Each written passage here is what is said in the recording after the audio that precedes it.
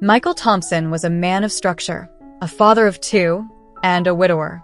Life in their small suburban home had always been simple but structured, until his daughters, Emma and Lily, began bringing home strange trinkets from a mysterious antique store in town. Michael didn't pay much attention to their purchases at first. Teenagers, he thought, were prone to odd whims and curiosities.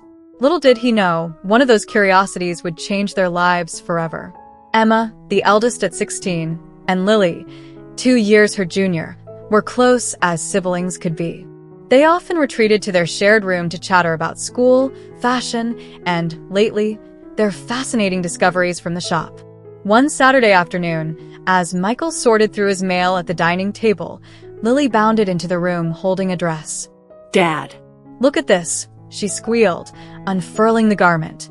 It was an unusual dress, shimmering with colors that seemed to shift in the light, sometimes violet, sometimes gold, with intricate embroidery that appeared to come alive as it moved. "Wow," Michael said, more out of politeness than genuine interest. "That's, fancy." "Fancy? It's magical," Lily declared. "Emma says the shopkeeper told her this dress has a story. He wouldn't say what, but he called it life-changing." Michael chuckled. "Sounds like a good sales pitch." Undeterred, Lily grinned. "Emma's going to try it on first, but if it doesn't work for her, maybe I'll give it a shot."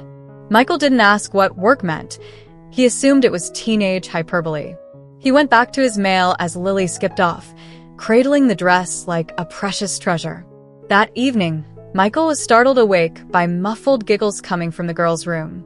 He groaned, throwing on his robe. "It's past midnight," he muttered, heading down the hall. As he opened the door, the sight that greeted him was bizarre. Emma stood in the middle of the room, draped in the magical dress, her arms stretched wide. Lily sat cross-legged on the floor, staring at her sister with wide eyes. "Dad."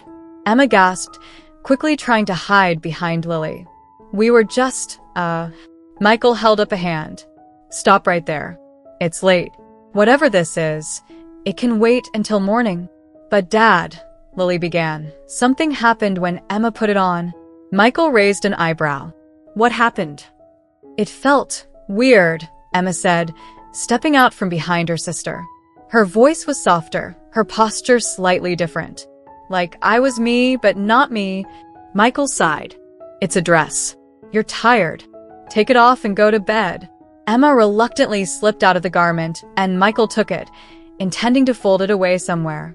But as he held the dress in his hands, something about its texture caught his attention. It was warm, almost pulsing, as if it were alive. "Good night, girls," he said, shaking off the strange sensation and leaving with the dress. The next morning, Michael stood in front of his closet, the dress still in his hands. He wasn't sure why he'd brought it with him.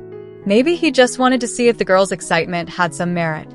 After a long moment of hesitation, he decided to try it on. It was an impulsive decision, something completely out of character for him, but the silky fabric slid over his shoulders and settled around him like a second skin. He looked at himself in the mirror, expecting to feel ridiculous. Instead, he felt different. It wasn't just the way the dress fit. It was as if the room itself shifted. His reflection stared back at him, but it wasn't the Michael he knew. His jaw softened, his shoulders narrowed, and his entire frame seemed to slim. His hair, once thinning and graying, now flowed in waves of chestnut brown. And his face was no longer his own. It was beautiful, delicate, and unmistakably feminine. "Dad." Lily's voice called from the hallway. The sound startled him, and he turned abruptly, nearly tripping on the hem of the dress. "Don't come in," he blurted, but it was too late. Lily pushed the door open, her eyes widening as she took in the sight before her. "Whoa," she whispered. "Dad, is that you?" Michael opened his mouth to respond, but the voice that came out wasn't his own. It was higher, softer, a woman's voice. I don't know what's happening." Lily stared at him for a moment longer before breaking into a grin. "This is amazing. Emma, come here." Before Michael could protest, Emma appeared in the doorway. Her reaction mirrored Lily's, a mix of shock and delight. "Dad." Emma asked, stepping closer. You look incredible. This isn't incredible, Michael said, his voice trembling. This is magical. Lily finished for him. The dress really is magical. Michael felt a wave of panic rising. I need to take it off. But as he reached for the zipper, Emma stopped him. Wait. Just wait a second. How do you feel? Feel? Michael repeated, his hands freezing. He looked down at himself, at the unfamiliar yet strangely comforting form reflected in the mirror. I feel different. Lighter. Like a weight I didn't even know I was carrying is gone. Emma and Lily exchanged a look. Maybe you should leave it on a little longer, Emma suggested gently. The day unfolded in ways Michael could never have anticipated. He spent hours with his daughters, navigating the surreal experience of existing in this new form. They tried different outfits, styled his hair, and even gave him a new name, Michelle. At first, Michael was hesitant. This wasn't who he was, or at least it hadn't been. But as the day went on, he found himself laughing more, smiling more. He felt a connection with his daughters that he hadn't felt in years, not since their mother had passed.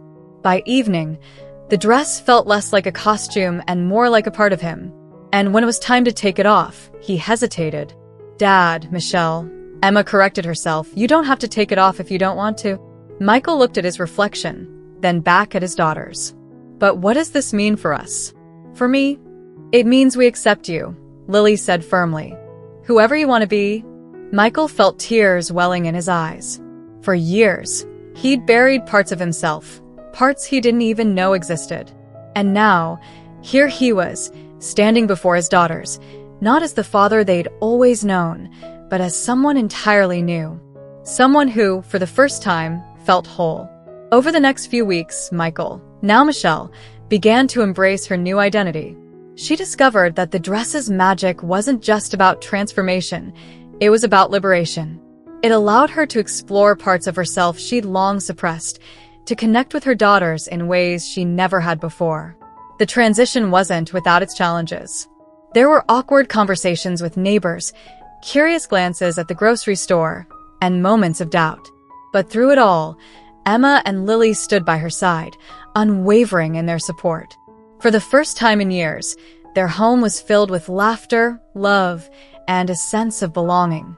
And as Michelle looked at her daughters, her amazing, compassionate daughters, she knew that no matter what the world thought, they would face it together. Because sometimes, family isn't just about who you are, it's about who you choose to become and the people who love you every step of the way. Over time, Michelle settled into a rhythm she never thought possible. At first, she cautiously kept her transformation limited to the walls of her home. Emma and Lily were enthusiastic cheerleaders, helping her adjust and navigate her new identity. They had fun experimenting with makeup and hairstyles, each session becoming a moment of bonding. What had started as an inexplicable magical occurrence was evolving into something deeper, a second chance at life, not just for Michelle, but for their family as a whole. One day, a routine trip to the grocery store became a milestone for Michelle. You should try going out, Lily had suggested one lazy Sunday morning. I mean, as you, Michelle, the idea terrified her. She had only just begun feeling comfortable around her daughters as her new self. Venturing into the world seemed impossible. I don't think I'm ready, Michelle said, shaking her head. You've got to start somewhere, Emma said. And what's more normal than groceries? Nobody's going to think twice about someone shopping for food. I don't even know what I'd wear, Michelle hedged. That's the fun part, Lily exclaimed, already dragging her toward the wardrobe. Within minutes, the girls had pieced together an outfit, a soft lavender blouse tucked into dark jeans, paired with ankle boots that Emma insisted added just the right touch of confidence. See? You look amazing, Lily said, beaming. I feel like I'm about to faint, Michelle muttered. The grocery store outing started uneventfully enough. Michelle pushed a cart through the aisles, nervously avoiding prolonged eye contact with anyone. Every glance in her direction made her stomach churn, even though most were entirely innocuous. She was hyper-aware of everything, her posture, her voice when she asked an employee where the cereal aisle was, the way her hair brushed against her cheek. But then something surprising happened. Nothing. Nobody stared. Nobody whispered. Nobody pointed and laughed. To everyone else, she was just another shopper. The realization hit her halfway through the trip, and her nervousness began to ebb, replaced by something almost like confidence. She even smiled at a fellow shopper who complimented her blouse. By the time she returned home, arms laden with groceries, Michelle felt a small but significant shift within herself. She had done it. She had stepped out into the world as Michelle, and the sky hadn't fallen. Over the next few weeks, these small steps became more frequent. Michelle ventured to the library, the local cafe, and even the park where she used to take Emma and Lily as kids. Each outing bolstered her confidence, though she remained cautious, always aware of the possibility of someone recognizing her or reacting negatively. But those fears, while ever present, didn't control her anymore. The more she stepped into her identity, the more natural it felt. One evening, Emma approached Michelle with a question that made her heart skip a beat. "There's a parent-teacher night at school next week," she began, her tone hesitant. Would you come?" asked Michelle. Michelle froze. "Emma, I don't know if that's a good idea." "Why not? You're my parent, aren't you?" "Of course I am, but—" "No buts," Emma interrupted. "The teachers and other parents don't matter. What matters is that you're there for me and Lily." Michelle's hesitation was palpable. This wasn't like grocery shopping or a casual stroll in the park. This was a public declaration, a statement she wasn't sure she was ready to make. But Emma's words stayed with her, echoing in her mind long after their conversation ended. Parent-teacher night arrived far too quickly for Michelle's liking. Standing in front of the mirror, she adjusted her outfit for the 100th time, a navy dress that Emma had picked out, paired with a pearl necklace that had belonged to her late wife. Her hands trembled as she applied a final coat of lipstick. "You look perfect," Lily said, appearing in the doorway.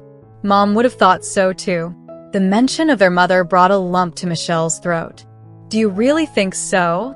"I know so," Lily said firmly. "She'd want you to be happy." Taking a deep breath, Michelle nodded. "Let's do this."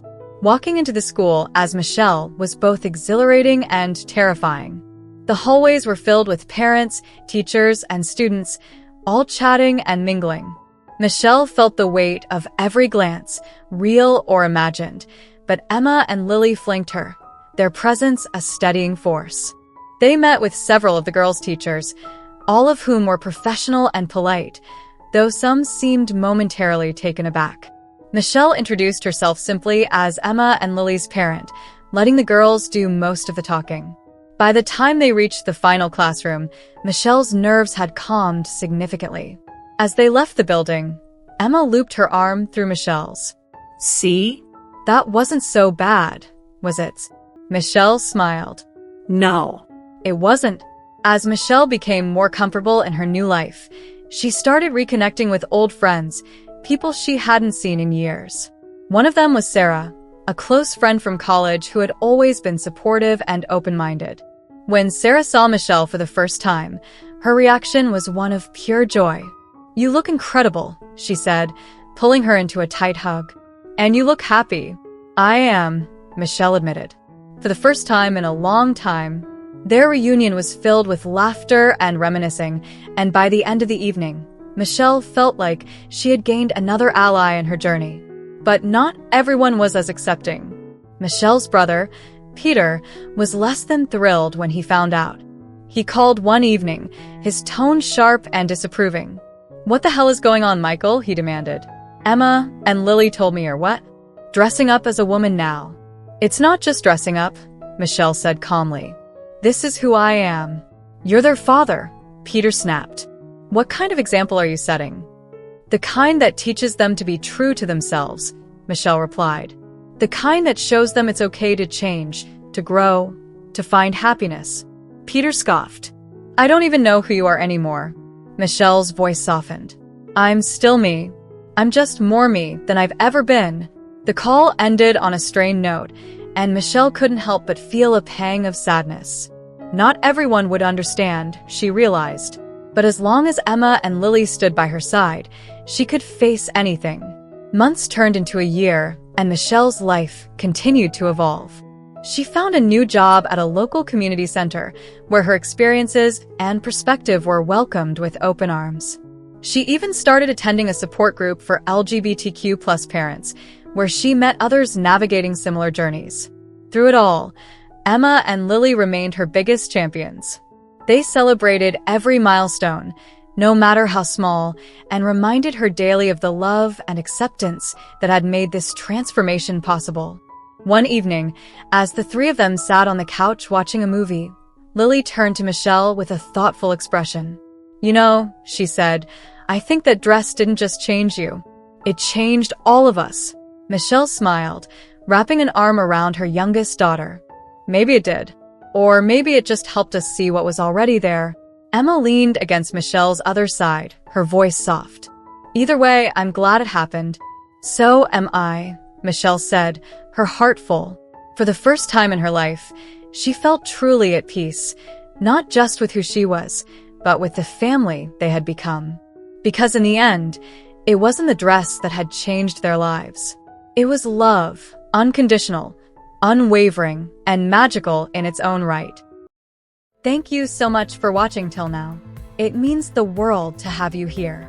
This community is all about empowering each other and celebrating the incredible journeys of everyone on their path to living authentically. If you're ever feeling lost or alone, remember you have a whole family here for you. Hit that subscribe button. Smash that like button. And let's keep inspiring each other, sending you all the love and strength in the world. Until next time, live your life by your rules.